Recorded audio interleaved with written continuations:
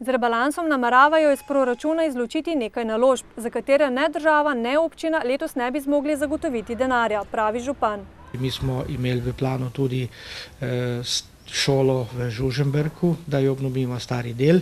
Imeli smo tudi kulturni dom v Žužemberku, to je naša stavba, da bi dobili pomoč iz države, vendar vemo, da v letošnjem letu tega razpisa ne bo.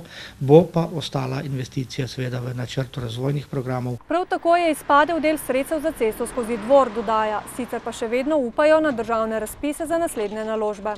Tako seveda za Tomažev most, tako za cesto Brezovo-Reber in nazadnje seveda za obnovo Žužemberskega gradu. V proračunu pa morajo zagotoviti tudi denar, ki bo omogočil zaposlitev dodatnega delavca v občinski upravi, ki je zasuta številnimi zahtevami po pripravi dokumentacije. Delajo težkočeno, jaz vidim, tle ljudi delajo več kot po 8 ur na občinah so, ko imajo z njimi dela. Za nazaj pripravljati za 10 let, 15 in ne vem. In nobena ni bilo pa še dokazano, da je kaj narobe. Župan je sicer predlagal sprejetje rebalansa po enofaznem postopku, a je zato zmanjkal en glas.